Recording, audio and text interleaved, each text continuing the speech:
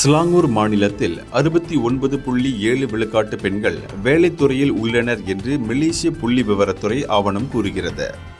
அதாவது ஸ்லாங்கூர் மாநிலத்தில் 10 பெண்களுள் 7 வேலை செய்யக்கூடியவர்களாக உள்ளனர் என்பதை இந்த புள்ளி விவரம் காட்டுகிறது என்று ஸ்லாங்கூர் மந்திரி பசார் டத்தோஸ்ரீ அமீருடீன் ஷாரி நேற்று கூறினார். நிபுணத்துவம், ஆற்றல் தேவை அடிப்படையில் இந்த எண்ணிக்கை அமைந்திருக்கிறது.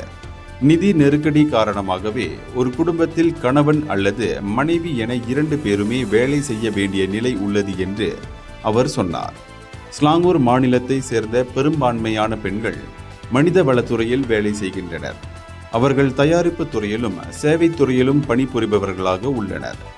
ஆனால் பொறியியல், தலைமைத்துவம் போன்றவற்றில் பெண்களின் பங்களிப்பு மிக மிக குறைவாக இருக்கிறது என்று மந்திரி பசார் சுட்டிக்காட்டினார்.